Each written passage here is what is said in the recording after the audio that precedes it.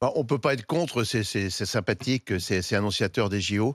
Ça a un coût quand même, hein. 1400 millions d'euros.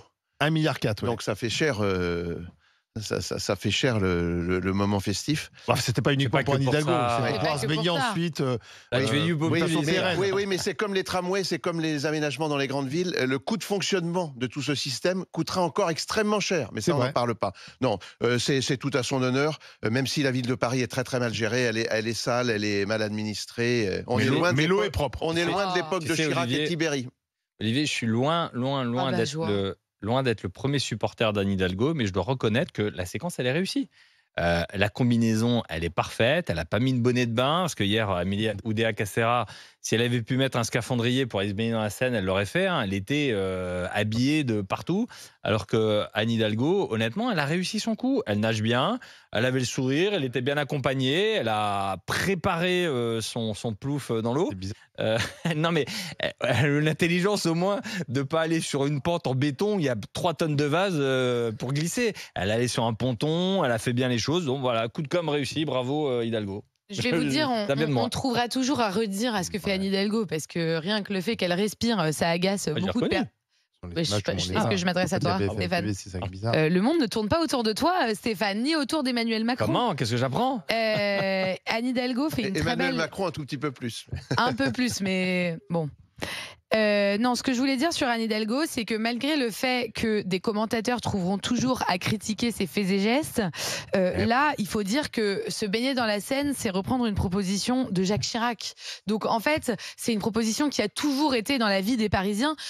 Olivier l'a dit, elle existe depuis 40 ans, cette proposition sur la table. Donc, Jacques Chirac s'y est engagé, Anne Hidalgo l'a fait. Oui, mais Donc, Flora, à un est-ce que moment, tu crois que ça va tenir? attends, Ça je va tenir termine. dans le temps. Mais bien sûr que ça va tenir dans le temps. À un moment, on peut critiquer douter. le coup et on peut toujours critiquer quelque chose et dire que finalement la priorité c'est peut-être pas de se baigner dans la Seine, mais je ne sais quoi. Je suis pas d'accord. En attendant, c'est que Ouais, ça c'est fait pas la 40 ans priorité. qu'il y a un engagement de la ville de Paris. Vous allez voir que ces images vont tourner dans le monde Bien entier. sûr. Par ailleurs, Anne Hidalgo, elle est présidente d'un groupement de villes dans le monde entier.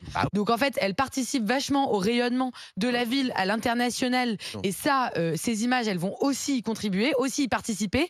Donc vous qui parlez d'économie, ça aura des répercussions positives sur le tourisme. Vous allez le voir. Les JO auront des répercussions positives sur le tourisme. Vous allez le voir. Et quand on verra des compétitions devant les plus beaux monuments et des sportifs dans la Seine, ça sera des images magnifiques qui feront le tour du monde. Et il n'y a que nous, les Gaulois réfractaires, qui sommes incapables de penser positif et de voir ça. Le monde entier rêve de la France, rêve de Paris, mais nous, on est là, ouais, elle se baigne comme ci, elle se baigne comme ça, elle fait un dos crawlé et pas un je sais pas quoi. C'est fatigant. Moi, je vous propose la trêve du Gaulois réfractaire pour l'été. On s'enthousiasme des Jeux et on pense positivement, comme le monde entier qui nous regarde et qui regarde la capitale du monde avec envie, espoir et enthousiasme.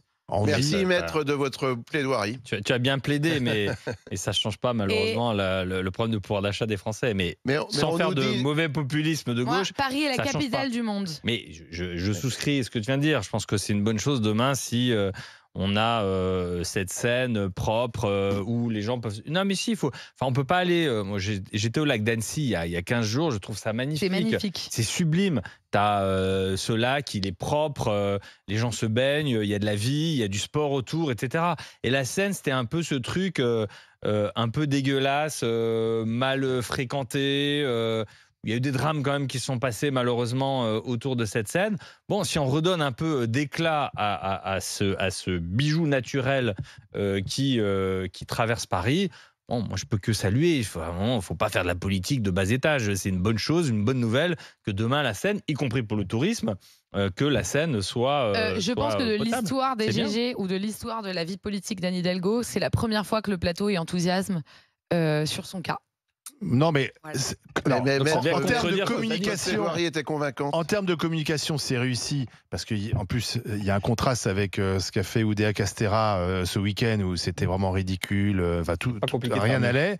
n'allait. Donc là, c'est réussi parce que c'est mieux préparé en termes de communication. Il fait Le beau. petit ponton, il fait beau. Il y a Tony Stanguet, les gens, on l'a donné rendez-vous aux gens, donc tout le monde est là. Alors qu'Oudéa Castéra avait fait ça un peu dans son coin et avec que les caméras de BFM TV. Mais sincèrement. Moi, je me pose la question, est-ce que c'est une nécessité de se baigner dans une grande ville, dans le fleuve d'une grande ville au prix que ça coûte. Hein. Non, mais je veux dire, très bien, mais si on avait beaucoup d'argent en France, mais enfin, on est un pays endetté, c'est 1,4 milliard. Est-ce qu'il était utile de dépenser là? Moi, je pose vraiment la question. On ne se baigne pas dans la Tamise à Londres. Est-ce que c'est un drame? Je ne crois pas que les Londoniens le regrettent. On peut aller à 2 heures, on peut prendre un train gare Saint-Lazare et à 2 heures, on se retrouve sur les plages de Normandie. Si on a vraiment envie de se baigner, il y a des piscines municipales, il y a des rivières ailleurs que dans les grandes villes où on peut se baigner. Enfin voilà. Moi, je me dis, très bien, mais si on a les moyens, en fait, on se comporte comme un pays riche et donc on dépense de l'argent alors qu'on est endetté, on vit au-dessus de nos moyens et qu'on va se faire taper sur les doigts dans quelques semaines par exemple. Il y a 2 questions encore. Olivier, Paris se vide. Donc à un moment, il faut aussi se poser des questions. Mais Paris se vide pas parce que la Seine n'est pas baignable. Paris se vide parce qu'on transforme la ville en zone touristique. Il y a 2 questions encore. Combien ça va coûter en fonctionnement? Parce que c'est des centaines et des millions d'euros, centaines de millions de fonctionnement. Et ensuite, est-ce que ça va tenir techniquement? Et on peut considérer que ça va coûter les yeux de la tête et que ça tiendra pas. Mais il faut juste arrêter de polluer, quoi. En fait, à un moment, ça c'est autre chose. Qu'on arrête de polluer. 1,4 milliard parce qu'on est des porcs et qu'on jette tout dedans. La réputation de Paris dans le monde entier va être vraiment améliorée par parce qu'on pourra se baigner 2 semaines l'été. Par ailleurs, tu dis on peut prendre un train et aller en Normandie. Je t'assure qu'il y a beaucoup de Parisiens qui n'ont pas de vacances, qui prennent pas de vacances. Même regarde, cette semaine, on a quelqu'un qui a gagné. C'est pas à Paris quand même où on a les plus pauvres de France. Alors détrompe-toi, c'est pas vrai. Déjà à Paris, on a 2-3 millions de Parisiens, mais on a aussi 10-12 millions de Franciliens. Donc c'est pas vrai. Et ensuite, dans Paris, il y a aussi énormément de personnes précaires. Et ils vont aller se baigner. Lundi, on a Paris. Moi, j'ai vu Paris plage plein de mois d'août, et je peux vous dire que vous voyez des populations avec des enfants. Mais t'es allé à Paris plage? Bien sûr, les Paris plage. Paris plage dans l'est de Paris, vous avez des familles avec des enfants qui partent pas en vacances, qui ont leurs parents qui travaillent. Mais là, ils peuvent pas se baigner. Ils peuvent mettre de la crème. Moi, j'avais fait les descentes. Alors, ça se compare pas parce que c'est 2 paysages totalement différents. Un paysage urbain et un paysage naturel. Mais moi, j'avais fait les descentes de l'Ardèche pendant 2 jours en kayak. Si demain, je peux aller faire du Stéphane. Si je peux finir mes propos, j'essaie de pas vous couper, messieurs dames. Moi, je veux bien pas vous couper, mais à un moment, me coupez pas à peine je démarre. Si je peux faire du canoë-kayak demain sur la Seine, franchement, ça tu peux le faire déjà. Avec plaisir. Mais tu peux le faire. T'as pas besoin d'avoir. Tu peux le faire. Tu peux faire du bateau. Mais parce que moi, j'ai fait du bateau sur la Seine. J'étais pas confiant par rapport à la qualité de l'eau. Demain, s'il y a une qualité d'eau qui est conforme à ce qu'on puisse y aller et se baigner, moi je suis content. Nicolas Lepelletier est avec nous, RMC Sport, qui était sur place et qui a assisté à ce moment historique. Anne Hidalgo s'est baignée dans la Seine 40 ans après la promesse de Jacques Chirac. Comment ça s'est passé, Nicolas ? Salut les GG, salut à tous. Oui, on a vécu ce moment historique ce matin ici sur le bras de la Marie et dans le centre de Paris. Alors ça s'est passé que la maire de Paris est arrivée en combinaison avec le préfet de région Marc Guillaume et Tony Estanguet, le patron du comité de Paris 2024. Ils n'ont pas plongé comme la ministre des Sports la semaine dernière sur BFM TV. Ils ont emprunté une petite échelle et ils ont mis 5-6 minutes à rejoindre une autre berge qui a été installée et qui sera un point où les habitants de Paris pourront venir se baigner en 2025. Mais c'est vraiment une grande campagne de communication que l'on est en train de vivre ici, parce qu'il y a tous les diffuseurs des Jeux Olympiques qui sont en train, avec leurs journalistes stars, de réaliser des vidéos avec les journalistes qui sont à l'eau en train de réaliser des vidéos comme quoi on peut se baigner dans la Seine. Donc voilà, c'est une belle épreuve de communication, tout comme la ministre des Sports la semaine dernière sur notre antenne, et j'y étais.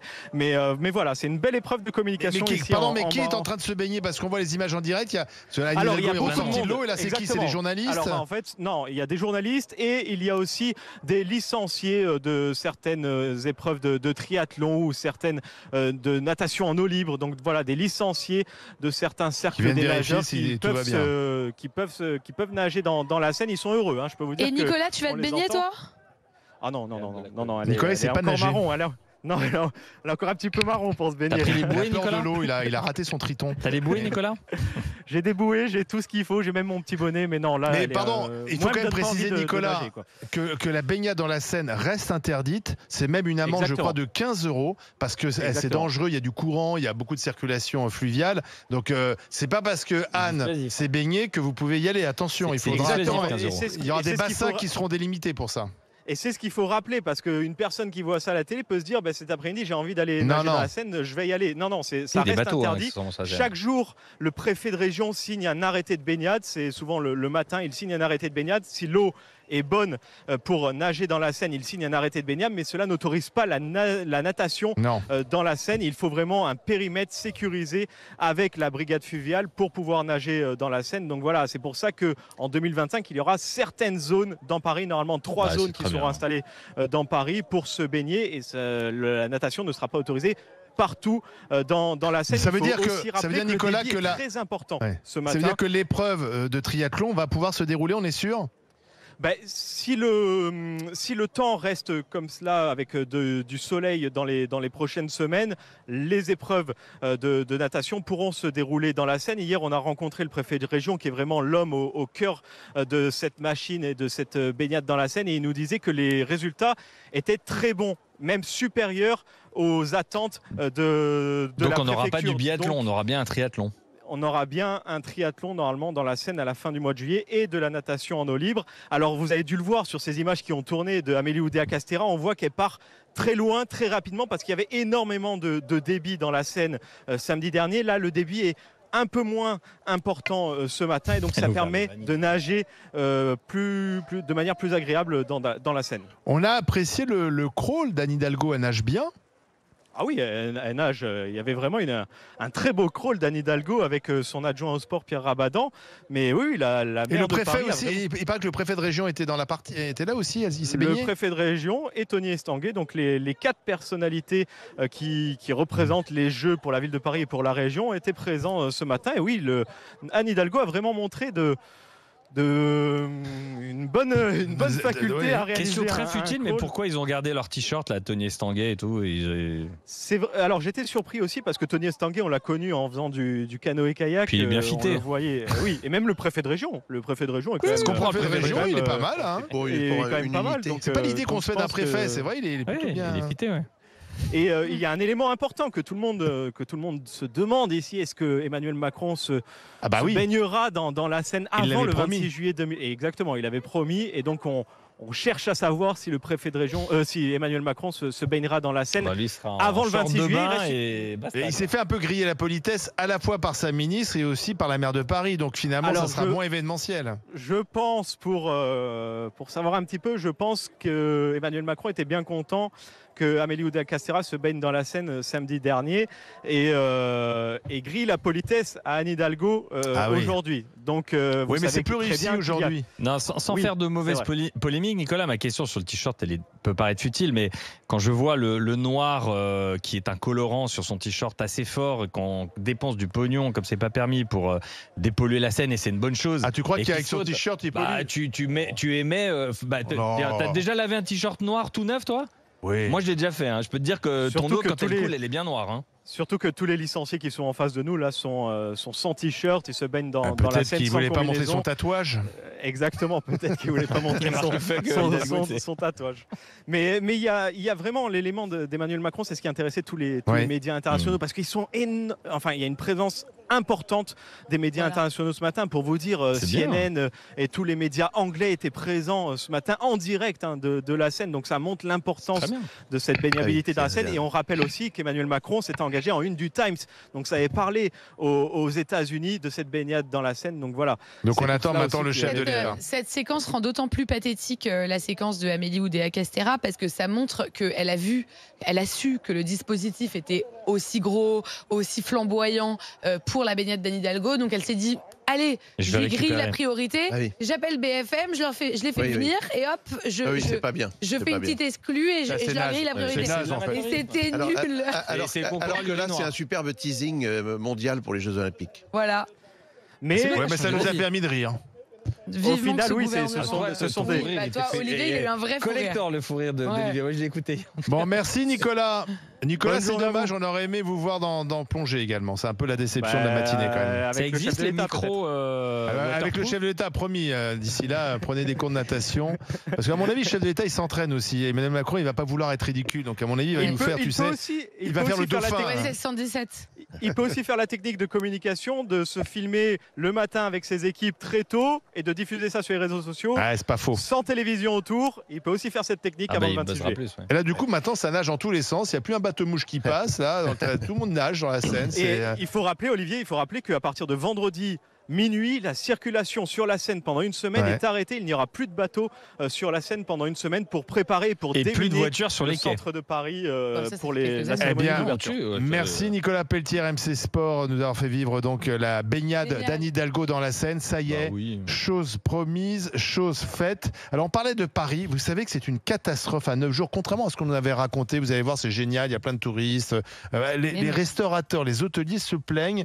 Paris se vide à 9 jours des JO et ce qu'on avait espéré n'est toujours pas arrivé. Alors pourquoi c'est la catastrophe? C'est le terme qui a été employé par Franck Delvaux, le président de l'Union des métiers et des industries de l'hôtellerie d'Île-de-France. Pourquoi c'est catastrophique?